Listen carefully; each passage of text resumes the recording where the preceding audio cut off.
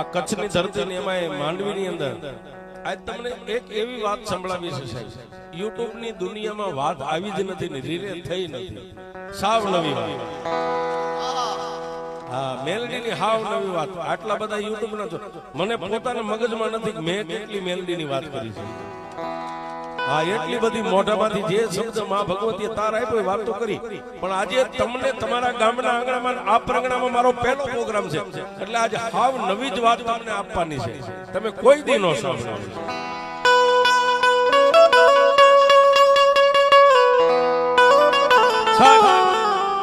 એ મેલડીને કોઈએ મઠમાં પૂજી, કોઈએ ધૂળના ધડીમલો કરીને પૂજી, કોઈએ કંડિયાની અંદર પૂજી અને કોઈ વડવાએ તો પોતાની પાઘડીમાં રાખીને મેલડીને પૂજી.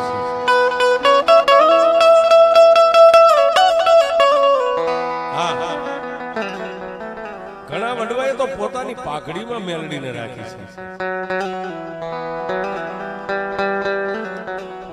અને સાહેબ, હાઈકોર્ટ કે સુપ્રીમ કોર્ટ રવિવારે બંધ હોય, મારી મેલડીની કોર્ટ રવિવારે ખુલ્લી હોય છે.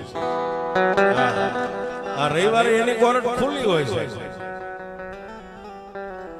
મેલડી કે હૃદયથી કરે આંકડો ગામના ચોકમાં ચિત્રાનો ઢીંગલો નો ધોળાવું ને એ તો તારા વડવાની મેલડી નો કહેવાય.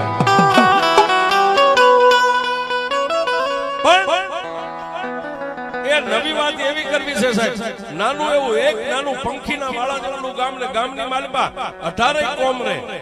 હય હુતાર હોની દેવી પૂજક રાવણ દેવ વાલ્મીકી આ બધા 18 વરણ રે. પણ સાહેબ, દેવી પૂજક સમાજ એની અંદર બે ભાઈ આવે, નાના ભાઈ અને મોટા ભાઈ. હર કોઈ સમાજની અંદર બે પક્ષ હોય. ગામેસા દેવી પૂજક હોય, ગામની અંદર ઝૂંપડા કે મકાન બાંધી રહે, અને વેડવા હોય ને એ સાહેબ વગડાની માલપા રહેતા. વગડામાં ઝૂંપડા હોય, થોડો જો ગાઢ બકરા નાનો મોટો માલ હોય, વગડે વગડે ગામડે ગામડે રાયતું રહેતા જાય. આવી રીતે પોતાનું જીવન ગુજારો કરે. પણ વાત કરતા વાર લાગે સાહેબ, આજે જે આસો મહિનાની નવરાત્રી હાલે છે, નવરાત્રી ને બેહવાના 2 દિવસ આડા અને દેવી પૂજક ગામના સીમાડાની માથે નાના એવા ઝૂંપડા બાંધીને 7-8 ઘરનો મેટલો 7-8 પરિવાર રહે. પણ એમાં સાહેબ અત્યારે મને મગજમાં વાત આવી, ક્યારેક જ આવે, આ નાની એવી ઢીંગલી આવી ને બાપ, આ એવડી દેવી પૂજકની દીકરી, એ ગાંડો બાવળ સાહેબ, કેળાનો કાંઠો, એક બાજુ ઝૂંપડા છે, કેળાના કાંઠે ગાંડો બાવળ છે ને ગાંડા બાવળની શીતળ સાહેબ બેઠી બેઠી ઢીંગલી પોતિયાની રમત રમે. ઢીંગલી આવડે નો આવડે પાછી ઉખાડી નાખે, વળી પાછા કપડા ભેગી કરી ઢીંગલીનો પ્રકાર બનાવે, હાથ બનાવે, પગ બનાવે. એ આવી રીતે દેવી પૂજકની દીકરી ગાંડા બાવળના શીતળ સાયન નીચે એકલી બેઠી બેઠી રમે છે. પોતાના ગરીબ મા બાપ ઝૂંપડાની માલમાં કામ કરે છે. અને આવા સમયમાં માં ભગવતી મેલડીને વાત રાખી છે. એ બાજુના ગામની 5 હાથ દીકરીઓના હાથમાં નાના નાના ગરબા લઈ અને કેળાના કાંઠે આમ કરી આમ નીકળી એટલે ઓલી દીકરી ઢીંગલી પોતિયાની રમત રમતી આમ કરીને આમ જોયું, દીકરીઓના હાથમાં ગરબા જોયા ને એટલે ઓલી ઢીંગલી પોતિયાની રમત રમતી કપડાના કટકા લુગડા નતા પડતા મેકી, નાનું એવું પહેરેલું ફરાક હાથમાં લઈ ગણગણ દોટ મેલી અને ક્યાં જાય એ પોતાના ગરીબ માવતર ઓલા દેવી પૂજક બે માળા ઘરની અંદર કામ કરતા ને ત્યાં જઈ પોતાના બાપનો હાથ પકડીને એટલું બધું, બાપુ બહાર આવો, જલ્દી બહાર આવો. એ ગરીબ દેવી પૂજક ને ઝૂંપડામાંથી બહાર લાવી અને ઓલી 7-8 દીકરીઓ ગરબા લઈને હાલી જતી ને એટલે ઓલી દેવી પૂજક ની દીકરીએ પોતાના બાપને કીધું, બાપુ આ દીકરીઓના હાથમાં આ શું છે?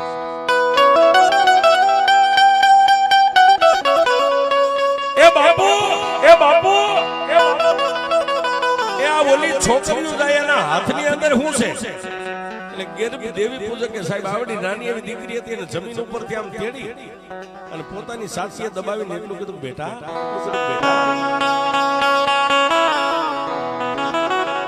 એ મારા વિહાબા તું મને પૂછે છે દીકરીઓના હાથમાં શું છે? હા બેટા, એ માતાજીના ગરબા છે. ઓહો, માતાજીના ગરબા? બાબુ આ માતાજીના ગરબા લઈ જઈને દીકરીઓ શું કરશે? કે બેટા 2 દિવસ પછી નવરાત્રી બેહે ને, દીકરીઓ ગરબા માથે મેકે, અંદર દીવા પ્રગટ કરે, બાજુમાં બધે અગરબત્તી રાખે, અને નાની નાની બધી દીકરીઓ એકાબીજી બેનપણીઓ માતાજીના ચોકમાં મઢ મંદિરે ગરબા ગાવા જાય. માતાજીના મંદિરે ગરબા ગાવા જાય અને માતાજી રાજી થાય, આશીર્વાદ આપે, નવદુર્ગા. પણ પછી બાપ એ પોતાના બાપે તેડેલી દીકરીએ એટલું કીધું મને નીચે ઉતારો. નીચે ઉતારી પાછો પોતાના બાપનો હાથ પકડીને એટલું કીધું હે બાપુ, આ ગરબા લઈને જાય આ દીકરીઓને માતાજી હશે તો હું દીકરી છું, આપણે માતાજી નથી.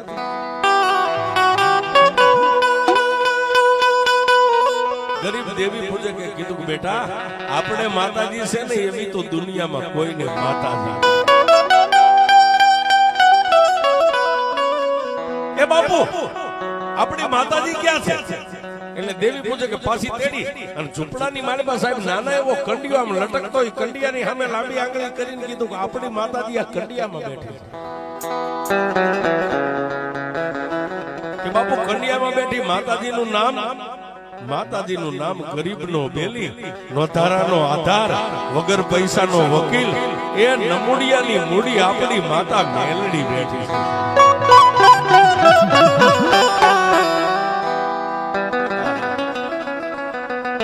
એ આપણી માતા મેલડી બેઠી એટલું કીધું એટલે દીકરીએ પોતાના બાપનો હાથ મેકી અને અવળા મોઢે આમ ઊભી રહી ગઈ, રિહાઈ ગઈ. એટલે પોતાના ઈ ગરીબ દેવી પૂજકે કે દીકરીને માથે હાથ મેકીને કીધું બેટા મારાથી રિહા શું કામ? કે બાપુ તમારી યારે હું સમાધાન ત્યારે કરીશ, મને ગરબો લાવી દો, મને ગરબો લાવી દો. એ દુનિયાની દીકરીઓ એની માતાની સામે જઈ ગરબા ગાઈને માતાને રીઝાવે તો બાપુ મને ગરબો લાવી દો ને, એ હું આપણી માતાને રીઝાવીશ, મારે ગરબે રમવો. આ નવરાત્રીનો પર્વ છે સાહેબ, આ વાર્તા તમે ક્યારેય નહીં સાંભળી હોય. આ નવી થાવ વાર્તા આ આંગણે મેકીને જ આવી છે. મને ગરબો લાવી દો, મને આવડે એવા ગીત ગાઈશ, માતાજીની સામે ગરબે માથે લઈ માતાજી ફરતી આમ ફરફદોડી ફરી અને માતાજી મેલડી રાજી થશે, આશીર્વાદ આપશે.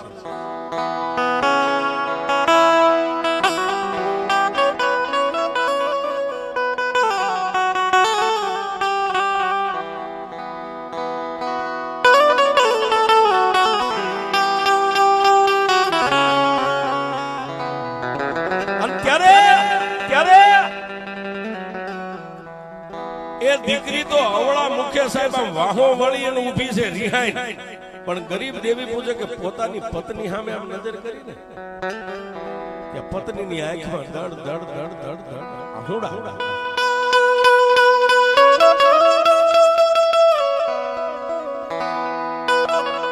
ત્યારે એ ઓલા ગરીબ માણસે થઈ અને પોતાની પત્ની રોતી ને એને ખંભે હાથ મેકીને એટલું કીધું ગાંડી રોજ નહીં, તને આહુડા સેના આવે છે મને ખબર છે.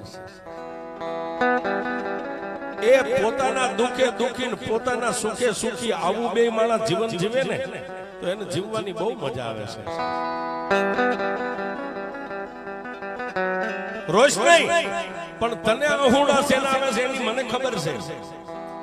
કે સ્વામિનાથ તમને જો મારા દુઃખની ખબર હોય ને તો આ બાળક છે, આને બાળક લીધી છે, એને ગરબો જોઈ છે, એ આપણી પાસે ખોટી પાવલી ઘરમાં નથી, ગરબો છે.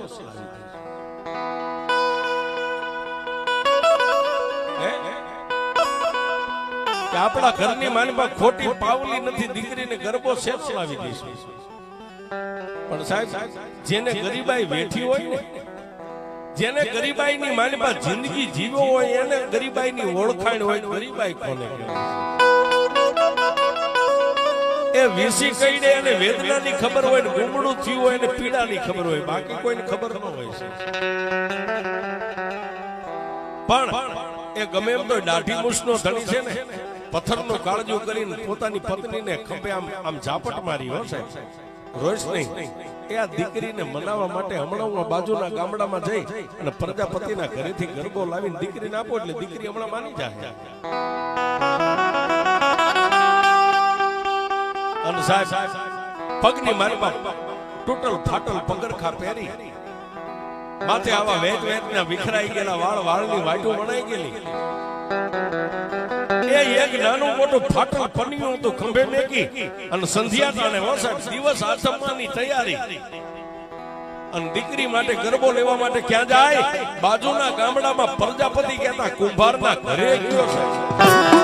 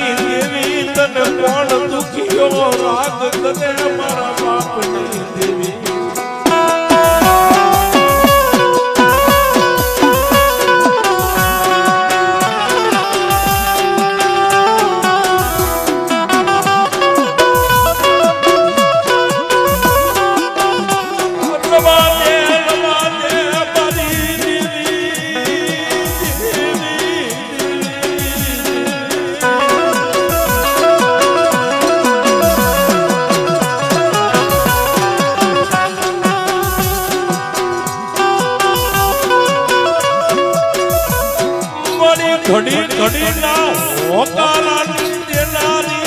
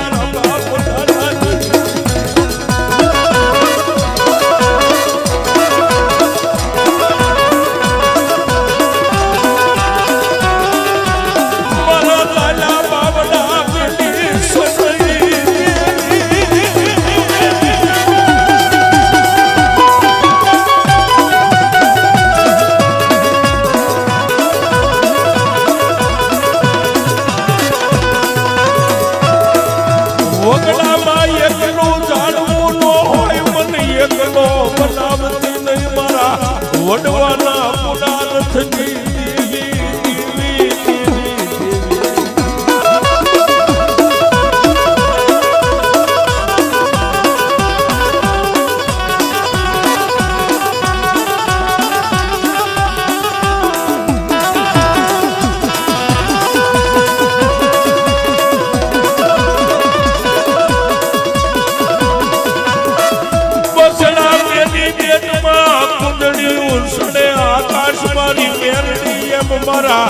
ભજીયાની વસતીને મેલી મારી મેરડી આકાશમાં સડતી નહીં દેવી